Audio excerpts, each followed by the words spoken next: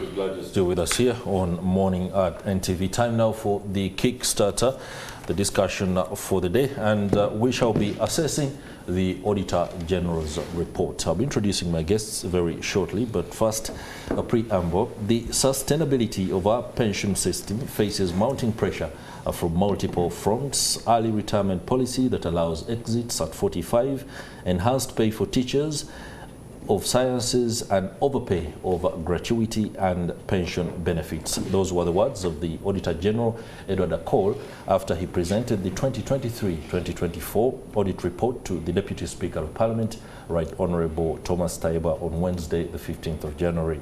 Mr. Akol's first tour of duty to Parliament since taking over from George Musisi offered little to write home about, and like his predecessors, the reading is laden with grand theft, conscience-shocking negligence on the part of civil servants, as well as the old-time classic script of ghost workers in the corridors of our public service.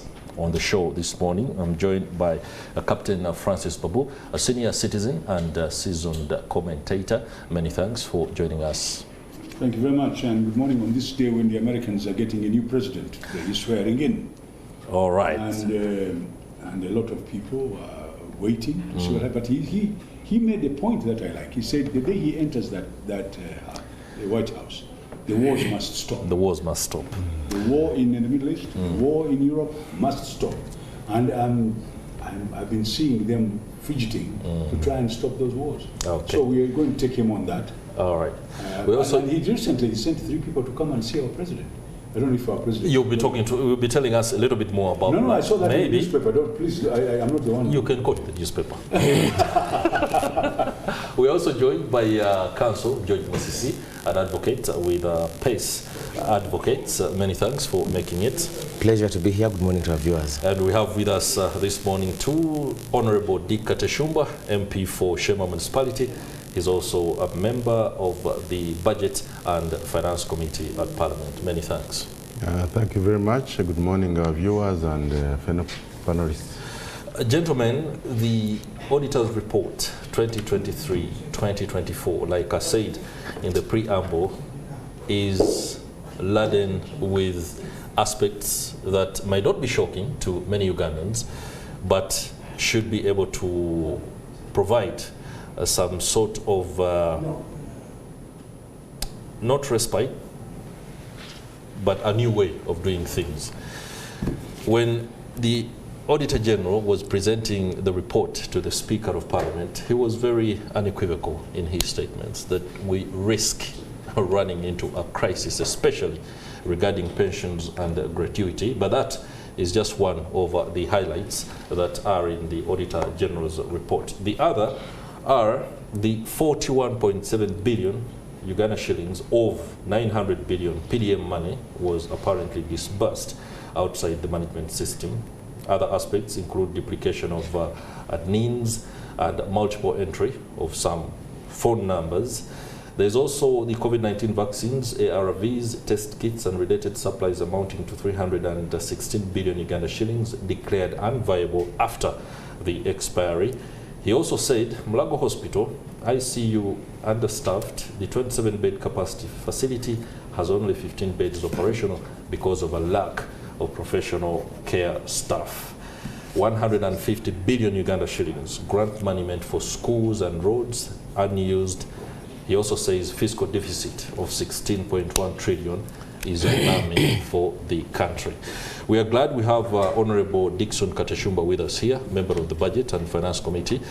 Take us through what exactly was your sentiment after you received the report for 2023-2024.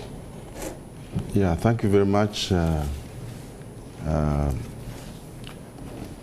First of all, I want to say that last year I witnessed the handover of the outgoing Auditor General, Mr. John Musisi, and this is a maiden report by the new Attorney General, Mr. Edward Akol. What has happened is a transition in that office. And I think that we are all happy that you can see people who have been groomed within an institution taking over, and they are doing a very good job.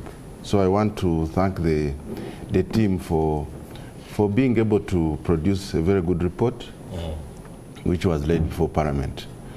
Of course, coming to Parliament, the main question is what happens after, because there are so many issues. But to start with, I think, for me, I've gone through the report. The key issue is that we have got different weaknesses and flaws at different stages as we run the affairs. At planning stage, at the budgeting stage, execution, and accountability.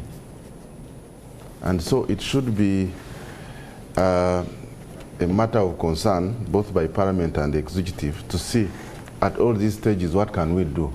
For example, at the budgeting stage, I sit on the budget committee. For the year 23-24, the revised budget was 61.6 trillion. Out of that budget, 50.1 trillion was warranted by Ministry of Finance, meaning that you have an unfunded budget of 11.5 trillion. Now the question is, what is that unfunded budget? You pass the budget and you have warrants that leave out an unfunded budget of 11.5 trillion. Perhaps that speaks to the issue of, is it areas and gratuity you're talking about? So that is about 18% underperformance of the budget. That should be a major concern for us as Parliament and as government, that we must do a budget that is realistic. Number two, even when you look at the 50.1 trillion that was warranted, 48 trillion was spent out of the amount that was warranted, leaving out 1.4 trillion unutilized warrants. So that shows you that there is an issue of poor projections and so many other activities that are not implemented worth the 1.4 trillion. And that should be a major issue. You go to local governments. The report talks about 38 local governments that received supplementary funding of 234 billion. But they indicate that 131 billion was not requested for by the local government. So who requested for 131 if the local governments did not request for it? And then out of those local governments, 38, 26 did not utilize the funds that were sent, supplementary funds. So it also goes back to the issues of supplementary budgeting. We have to examine it and make sure that we are not passing supplementary budgets for people when they don't need it. We have seen the issue of fiscal gap. It is widening between revenue and expenditure. You've talked about it. So the Ministry of Finance has been talking about the enhancement of fiscal consolidation measures. You know, implementation of the DMRS, the Domestic Revenue Mobilization Strategy. So now we must be able to hold them to task to tell us what are they doing, what are the consolidation measures they are doing to make sure that we reduce the gap. On the public debt, the report talks about the increase to 54.3%. Yes, the report indicates that it's still sustainable, but there are issues within public debt, the way we acquire debt. For example, we have seen over the years, for the last years I've been in Parliament, very high commitment fees. High commitment fees are fees charged by a lender and are associated with unused credit lines or undisbursed loans. So you have undisbursed loans worth 1.89 trillion, indicated in the report, where we have paid commitment fees of 73 billion. So if we want to borrow and money has been disbursed, we must utilize the money for the purpose for which we have borrowed it. So the weaknesses in execution now come in. So High commitment fees is basically a cost of government inefficiency, and that increases the cost of debt servicing, which should be dealt with. If I could go on the last element I picked, the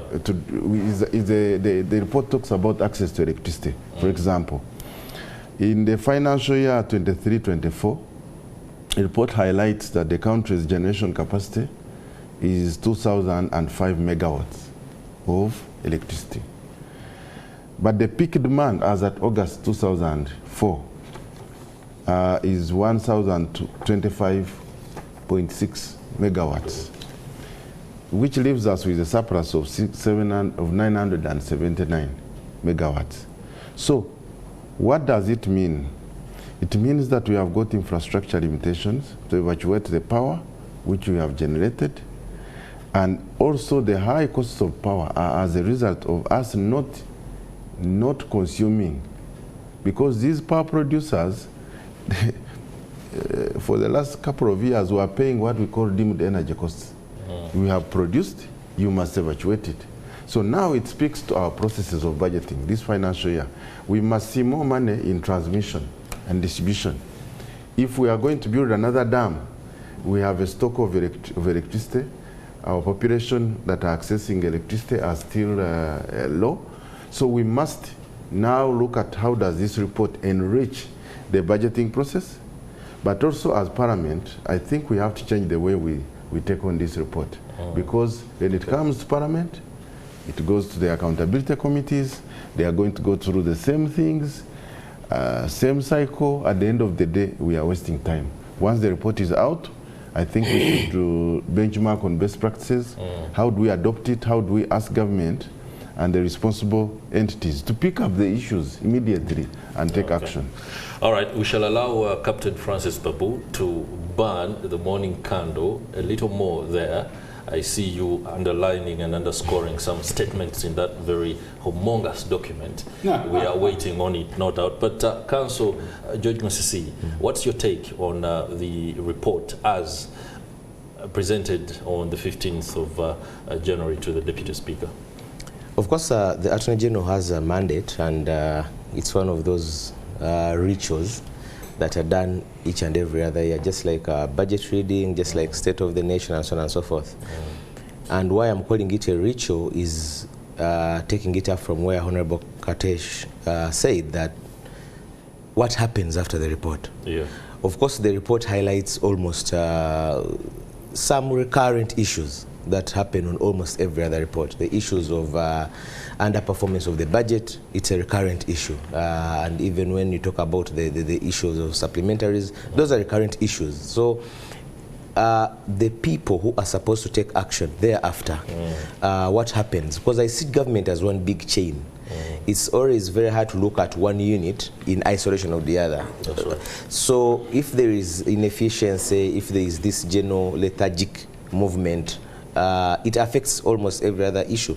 And then, perhaps, in my opinion, more importantly, the issue of sanctioning, where the red flags have been raised, that if the Auditor General raises issues of corruption, because theft of PDM funds is corruption, in all its different facets, be it misappropriation, be it underutilized, be it nepotism, which of course it's incompetence, what happens to those particular officers? Who is supposed to take action?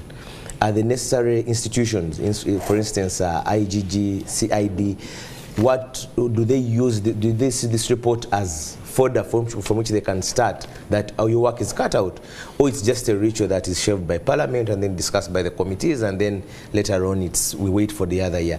So for me, I look at the Auditor General's report. I don't want to look at it in isolation of all the others. Of course, this one raises other issues, but how do we address the recurrent issues?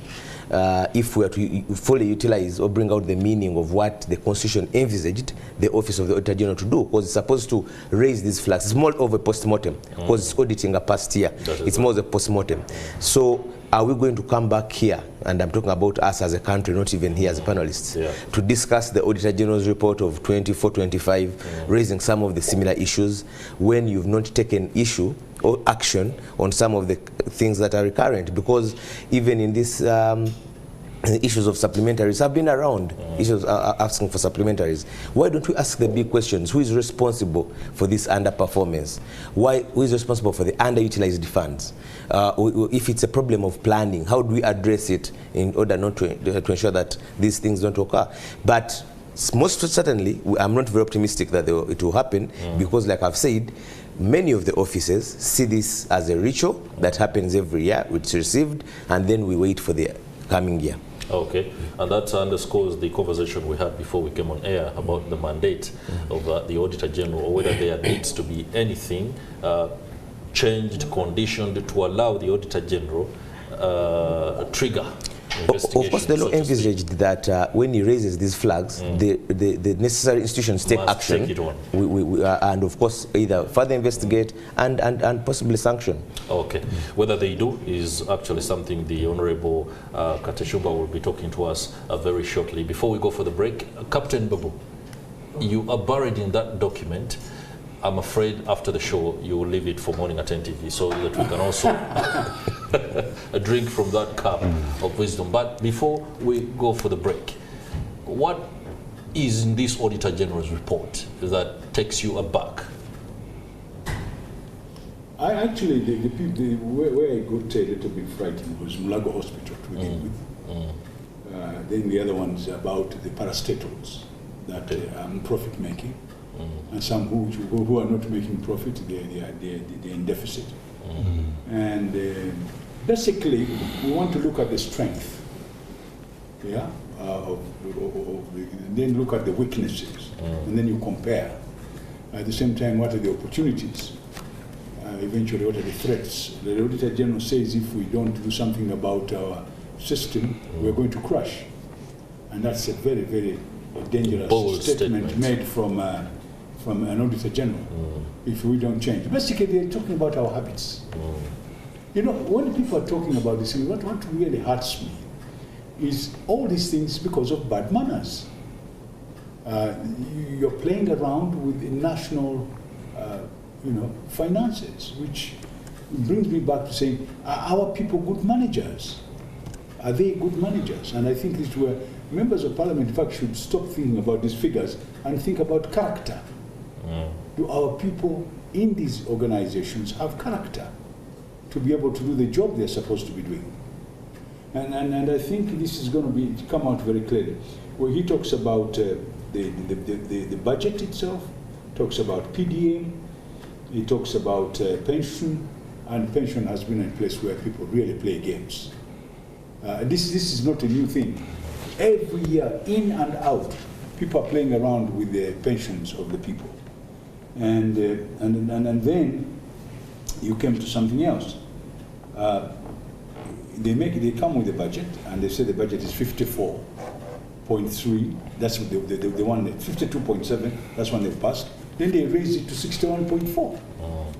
And then the one which is warranted is about 54. And then eventually they only spend 47. And the taxes they estimated, how much of that did they get? Because all these things have to be looked at, so that when you put them, it becomes like a cog, the wheels, they have to move together. That is right. And then you hear all sorts of things happening, very unfortunately. For example, in URA in recent times, it's been a circus. All sorts of things are happening. That's where the money comes from, That's going to right. government. Yeah. Then the other money, we are borrowing it. And when we borrow it, we really have to be accountable. This country, for years and years, our deficit has been 50%. In other words, we have to borrow everything above 50%. And this is creating a little bit of a problem. Our population is increasing. Our money is not increasing. We require certain things. I mean, how can a country send people abroad? And Mulago Hospital, which require, most of the government hospital requires 20 billion shillings a year, and they only give them 1.8. Really? And then somebody says, we have not spent this year the money because we could not absorb it. So you get asking questions here. Okay. What is the problem? The problem, and I better be saying it clearly, we are having a management problem.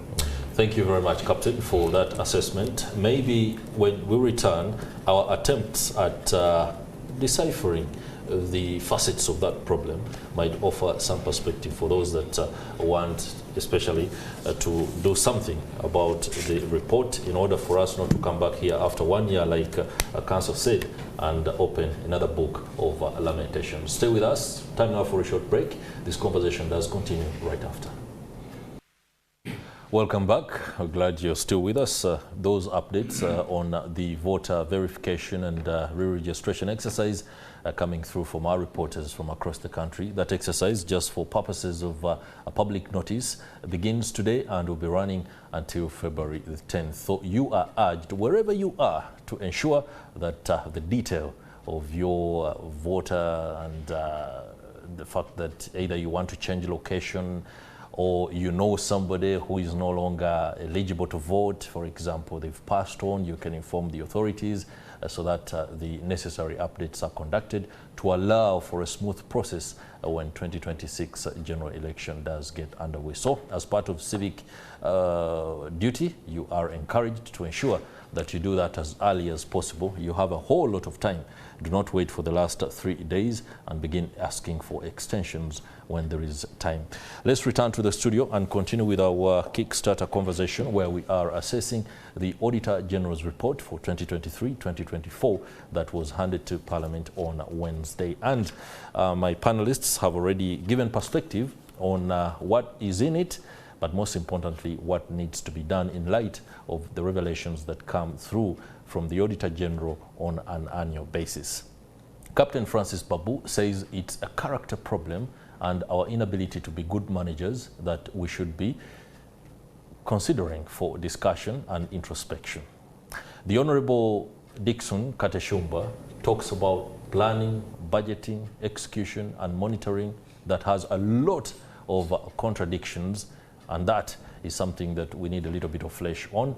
Allow me return to my panel and begin with the Honourable on what next in light of these revelations. I've just talked about the fact that these annual reports come through and then in a way or two we again wait for the next report and open another book of lamentations on it.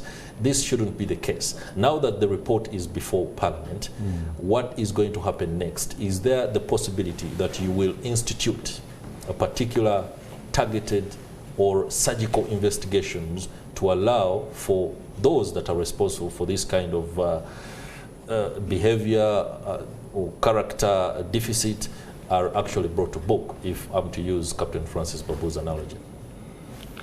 Yeah, usually according to our constitution, of course, the Auditor General is an officer of Parliament.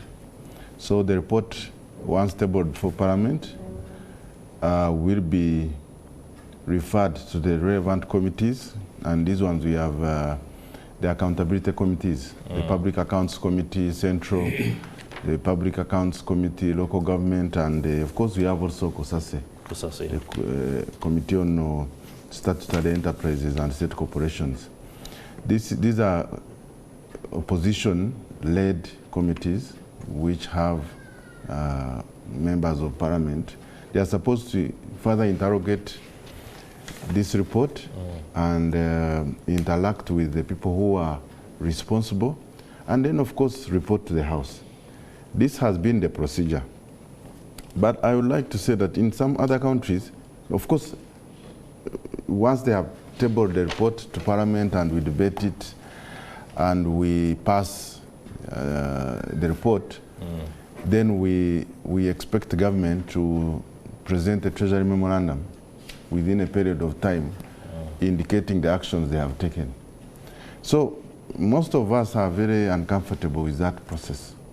I think we need to change the way we are doing the business, because the people of Uganda want to see, after this report, this is a report of which government should actually take on, even before Parliament looks at some of the issues, pick up the issues. There are issues in the report which are service delivery related. That is right. For example, in the report, the Auditor General says that for the health center force, 204 staff in health center force were absent on duty for an average 88 days. So really, do you need Parliament? What should Parliament add on that? Pick up the responsible health center force, look at the people who are in charge of supervision, take action because people need treatment, okay? The staffing gap in health center force is 52%, and this is what we've been talking about, including my own health center for Kabohe. So if there is that observation, Ministry of Health, pick it up and take action. There are other issues, health center force not having land titles. The next thing you hear that land has been grabbed. Captain here talked about Mulago. Mulago has 27 ICU beds capacity. You know, investment, but only 15 beds only 15 are utilized. So we are now in the budgeting process. We are processing a budget framework paper. If you are Minister of Finance or Minister of Health, pick up this and deal with it in the budget. The issues of procurement, having procurements not in the procurement plans, having no market prices. We've been talking about it, where you have a stationery, a ream of stationery under different ministries or different sectors, costing, being bought at different costs, yet it is one government. One pen is 100 shilling, in another ministry it is 200. 100,000. And so these are things we've passed, we've done the... I saw a report one day that had a ball pen. Yes. 100,000 Uganda shillings. 500. I wanted to use that pen that day, but I couldn't. It's made of gold. You know, 567 PDM circles in local governments, in 41 local governments that did not exist. So you have a PDM secretariat in the Ministry of Local Government. You have the local governments. And so why do you disperse the money to circles that don't exist? Verify it. So quickly, for me, it is an issue of, we've just passed the rationalization bills, trying to cause reform in government.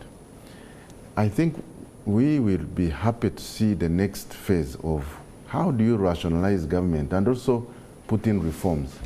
Why should you keep accumulating areas and yet you are not paying them? And you know that the areas are crippling the economy. So for me, in summary, you know, when this monkey comes to Parliament, it's as if now Parliament looks at the recommendations, presents on the floor, and they are not implemented. And then picks out what another person should take up. Exactly. But the report is out.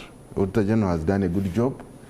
The relevant ministries, the relevant agencies, if there are issues of criminal nature, the there are police institutions which should be able to pick it up. Rather than now passing the monkey to Parliament, yes, we shall go through it, there will be theatre as usual. Or waiting for the President to express his sentiment on that kind of graft. But there are things which should be dealt with immediately. Okay. I'm afraid I'm going to have to come back to you a little bit later on something you touched. When you said these opposition-led committees must take this up, I don't know what exactly that meant. You will substantiate on that a little bit later. But Captain Babu, you have advised us to be very honest and candid about the fact that the problem here is about character and an inability to manage on the part of our people, the competence levels, the discipline to be able to handle finances seems to be a recurrent problem for the country.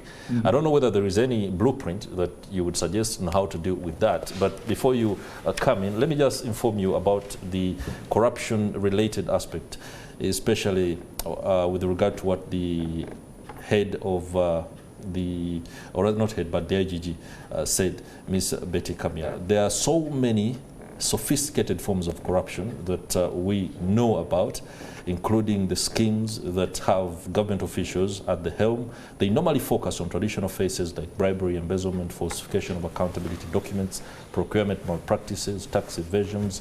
But she says there is one that we've just gotten a glimpse of, the 60 billion Uganda shillings that was stolen under the aegis and the auspices of the Bank of Uganda. She says this is happening across other departments of government where money is supposed to be sent to particular accounts is not sent to those accounts and instead diverted And the very first thing many officials run to as blame is an apparent hack. We saw the Bank of Uganda explicitly say this was not a hack and an invasion on their IT system that was still intact. Later, the deputy governor spoke to the media in statements that are regrettable to this day, but it is also a form of corruption that was orchestrated by the Ministry of Finance in collusion with the Bank of Uganda. The character you talk about, the competency levels are displayed as we speak. So what should we do? What we're seeing here is a ritual. It has happened since we got independence. Every year they come to Parliament, the minister reads the budget. After some time, the Auditor General comes with a report and gives it to Kateshumbwa as a committee, gives it to the Speaker, Speaker gives it to the committee. So it's a ritual. The question is very simple. We are looking at figures. No, what is the problem? These are symptoms of a bigger problem. You see, we can sit here, and I've been looking at it. You said I was looking at it. I was looking at it because I was looking at what has been written down. But the best, when you finish, you came with the corruption. Listen, are we running this country correctly? There is a man, our neighboring country here, the old man who passed on. One of the things he had, he only wanted people who were qualified to be in position. Qualification here doesn't mean credentialism. There's a problem in this country. They think credentials. And some of these credentials are also, I wonder where they come from. PhD, then you can do the job. That's not a problem. No, PhD is for teaching in Makerere. We're talking about working. Working, yeah. A lawyer will tell you. A man from Law Development Center, a good lawyer is a good lawyer. You can have your master's, you can have your PhD, but a lawyer who is cut out to be a lawyer.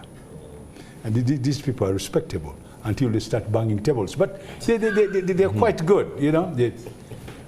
They're honest people, they're very nice. But, and recently they've been pretending to be angels, but that's all right. Now, to go back to what I'm talking about, we need to have people with the merit to be in a position. That's right. And by the way, there's one man, although we don't like to talk about this, there's a man called Lee Kuan Yew. He was the leader of Singapore. Right. He wanted very much to be part of Malaysian peninsula.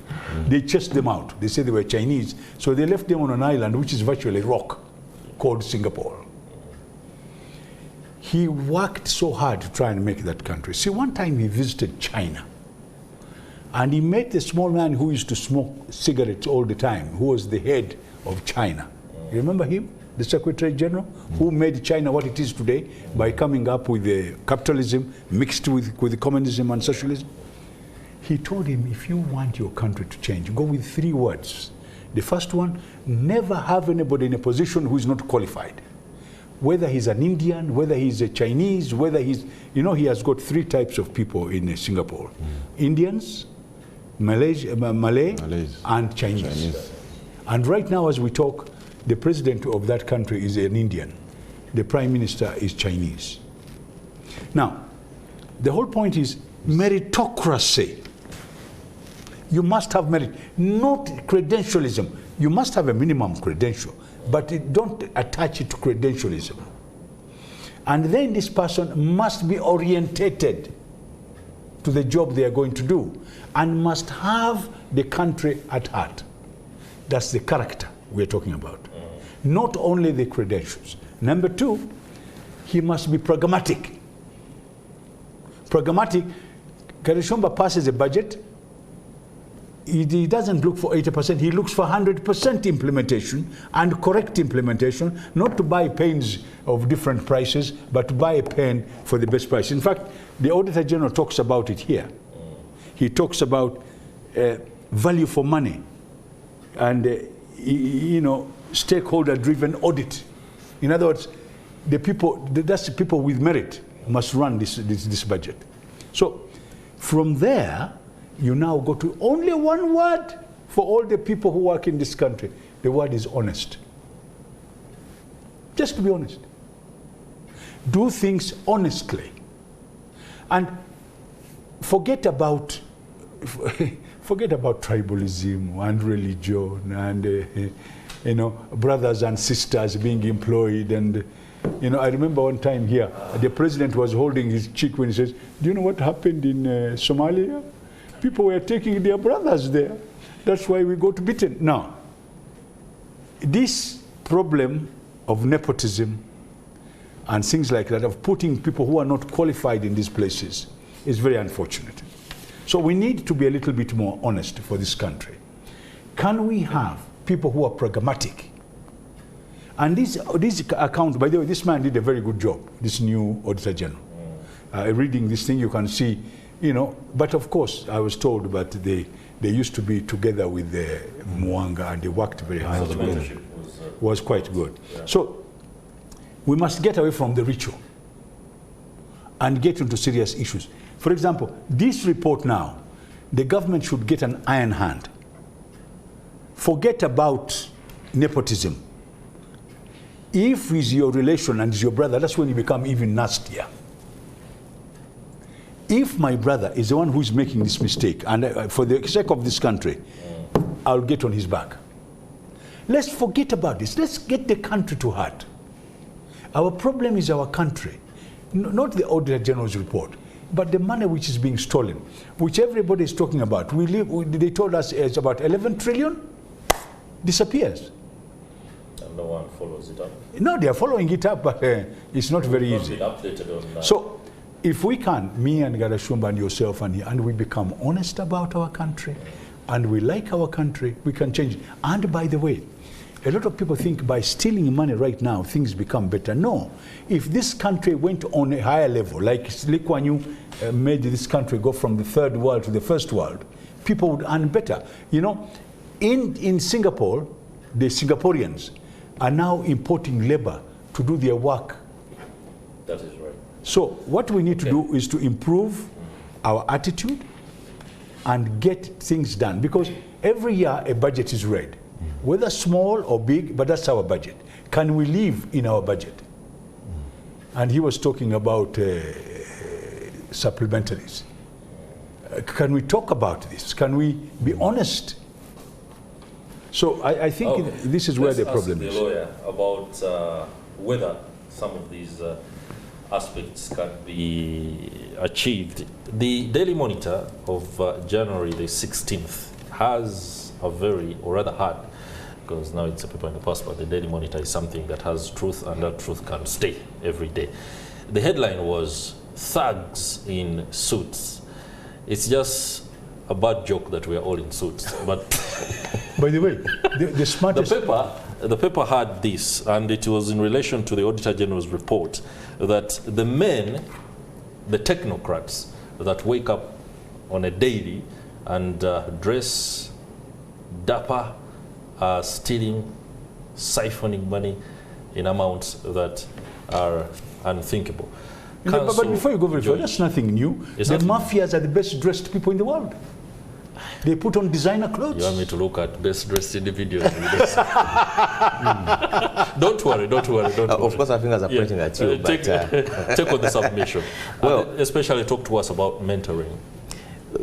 Chris, the issue is the elephant in the room that we're ignoring is that we also have a political problem. Honorable Babu talked about a management problem earlier, because the issue is not a legal one. Like we say that the institution of the Office of Auditor General is operationalized. Yeah. This thing we call a ritual of reporting to Parliament is also, then Parliament takes, like Honorable Kateshumbwa is supposed to take it forward. What stops the accountability committees from operationalizing those reports? What stops Parliament, or what has happened to some of those who have been discussed and investigated in the past? What stops the police? What stops the police from beginning investigations? And beginning investigations. We all know that sometimes police has, especially CID, has seemed to act on the beckoning of the president. Sometimes, and you wonder that if all this evidence has always been out there in the open, what has stopped you? So I think when Honorable Babu talks about meritocracy, And which I thought that it's also a very important issue, which some of these issues go back to what you call corruption. Meritocracy, the lack of it is a problem of corruption. Why don't you have the right people in the right places is because of nepotism, which is a facet of corruption. So it all goes back to what I told you earlier, that we should not look at this report in isolation of all the other things that are happening around us. So we have the bigger, what you're calling a management problem, is also a political problem. It's not a legal one. It's not it's what leads to people going away with issues that they wouldn't have gone away with. It's what leads to institutions to look the other way when they're supposed to act. And it's what leads to some of these reports being ignored year in, year out. Now the question is whether that problem is going to be resolved today or tomorrow. That one I don't know. Honorable Babu was talking about issues of that. We need this, we need this. Yes, and we're all in agreement. And that's the reason why we have these reports. We all look at them. We all diagnose the problem. We all know what is wrong. But then we all know that we shall come back here and maybe nothing will be done about it. And in fact, even those people called thugs in suits, they all know that no action will be taken. Everywhere, every country in the world has corrupt people. Make no mistake. Right. The difference is... The Vatican. Yes. The difference is the level of risk and what happens when you are caught. Maybe that is the difference. That what happens if I'm caught being corrupt in Europe or one of those countries, I'm not talking about Eastern Europe, but the key difference is that in Uganda, even the thugs in suits, quote unquote, know that nothing will happen. Or if something happens, I'll walk my way out of it. So the bigger issue, that what we're all ignoring, that the law acts within the political environment. Law does not act in a vacuum. This Auditor General's reports, the mentorship we're talking about, is just a small facet, because our country is not doesn't have a deficit of mentors. But then, and if you look at all institutions, even those that have been sampled, you'll find that a very highly mentored person, a very competent person, will not shoot through because of our problems with meritocracy that Honorable Babu has quite so succinctly said, that it doesn't matter whether you've been well mentored. The problem is that if you are not getting the job on the basis of your merit and your competence, then the rest doesn't matter. Of course, it will also demoralize the well-mentored persons, but then it will bring through the incompetent ones. So all of this, and like even the Auditor General, it's just a post-mortem. And we all know, and we can even predict what the next Auditor General's report will look like, because some of those recurring issues will always be there. Okay, interesting there. Talking about cracking the whip, Honorable, the whip must be cracked. The Deputy Speaker spoke about it, about the need for the MDAs and other authorities to take on this detailed report. And he also, in one of the solutions, he expressed discomfort at the jargon that the Auditor General chooses to use. And the word that came up at that point in time was unqualified. Apparently that confuses the taxpayer, and according to this Deputy Speaker, some amount of money should be put aside for communication and public relations on the part of the Auditor General to simplify these general terms so that the average person can understand. What is unqualified and qualified statement? The layman out there might struggle with it. Of course, I share the same sentiments with the Deputy Speaker, because if you issue a report, an audit report for say Sheema district, and you say it's unqualified or qualified, what does it mean for the lay person? Because the lay person is interested in you simplifying. If the budget of 100 billion was allocated to the district for activities A, B, C, D, they did to reach, they did to do the activities, because that's the thing that we must take government to Ugandans. So we've been talking about this with the Auditor General. Of course, they follow international auditing standards, INTOSAI, which is a international practice, but what the Deputy Speaker was asking for is we need to simplify, and speak to the people that we lead. Unless we are elected members of parliament, I would like to go to the people of Sheema and I say, the report points out that there was money for this road and the road was not done. I have talked about the issue of health centers. So we've been talking about this. Our Committee of Finance provides oversight to the Auditor General. And one of the issues we've been emphasizing is that the Auditor General needs to carry out value for money audits, to increase the value for money audits that he undertakes beyond the financial audits where he has to issue qualified and unqualified reports. So to me, the major issue is, how do the citizens of Uganda actually understand this report of the Auditor General? Okay. Because we are going into election, and people should be able to hold us accountable. And make informed decisions on how they disburse their vote. Okay.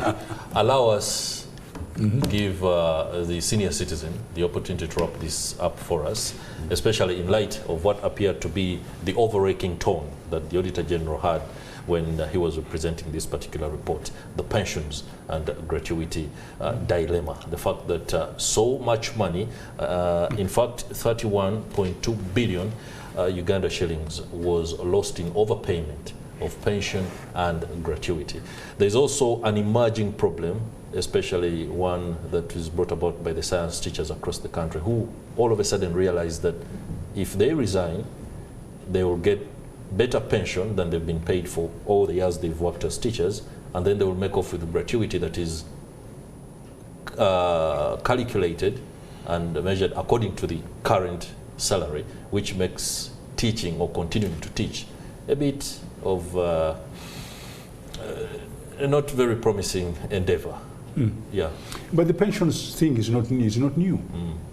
You go to NSSF, you go to government, there are people who are in prison because of pension, including a permanent secretary from the public service, if you remember.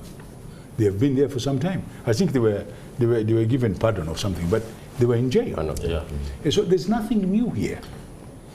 Pension has been a place where people in authority have been playing. NSSF, you remember, here was involved in even buying land and whatnot. All sorts of funny things have happened. So here the word comes back, the word you used, corruption. Everything you have talked about right now is corruption, nothing else. Now, it comes in different, they change the style, but it's the same thing. So I wanted to go with one word. You remember the word SWOT analysis stands for what? Yeah. Strength. Strength. And weakness, opportunity and threat. Now, if you take strength of the Uganda government's management and managing the budget and managing the finances, and you look at the weaknesses, which is more, strength or weakness? I think there's more weakness than there is strength. The strength is there, but is being pushed under the table, and weaknesses is taking over. And the weaknesses takes all those, corruption, bad management, pretending. It might not even be bad. Actually, they must be very good managers to steal. Normally, no, it's the sharp who steal. Of course, it is. So at the end of the day, you now come to the opportunities. We have a lot of opportunity in this country.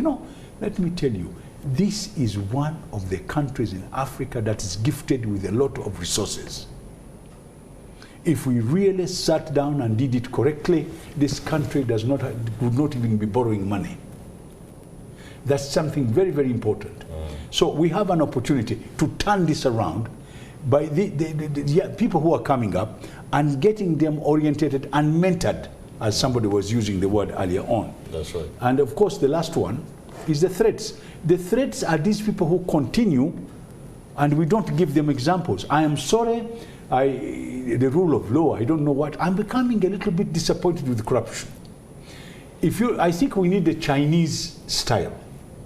Anything to do with corruption. You want to execute people at no, I want it to be capital punishment.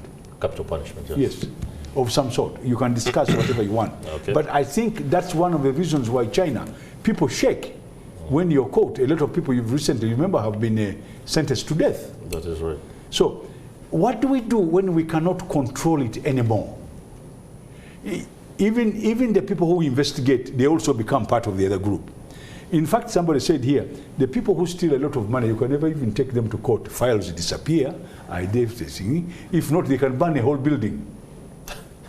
So there's a building which was burnt here. You're giving us some leads. Haven't you ever seen a building? Do you remember a building which was burnt here, not very far from here?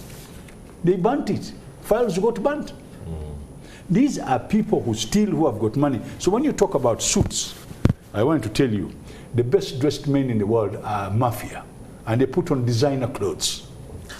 So if you're talking about suits here, you better be very careful, because very careful indeed, because Morning at NTV has no. So to me, if you took the word SWOT analysis and really analyze this country, that's where the problem is. All right. The weakness, our weakness, we must fight it. And I'm sorry, here is where the word authoritarianism comes in. And it's not a joke anymore. Benevolent dictatorship, like Lee Kuan Yew. That is pretending, but that's still authoritarianism. All right, gentlemen, many thanks. Captain Francis Babu, senior citizen. And the birthday boy as well. And the birthday boy as well. Oh, yes, yes. Happy birthday, Captain. Thank you very much. Thank you very much. Today is the 20th. In the tradition for men, is that's not why very I don't know why Trump didn't invite me on my birthday. Very elaborate and flamboyant, so we have no cake. We cannot. No, there will be a cake. We'll do some handshakes. I'm sure my children will buy me cakes and everything. And I'm sure my brother here, if he found me somewhere, he would also buy me a cake. Even if you bought me the other small one and you put on a candle, it's good enough. No. I love the humility. Many thanks, Honorable Dickson Kateshumbwa, MP for Sheema Municipality, for joining us this morning. Your perspective on the Auditor General's report was no doubt very emboldening. And many thanks to you too, George Musisi, lawyer with the PACE Advocates. It's been a pleasure having your company on Morning at NTV. I hope the information shared is sufficient to allow for better decision making, and we hope the problems that we encounter, the contradictions in fighting corruption, can finally be brought to a place where we can begin to reap some bit of dividends. That's it for today. On behalf of my colleague Priscilla Regina Naloga and the team behind the scenes, it's been a pleasure having your company. Have yourselves a nice day. I'll see you tomorrow.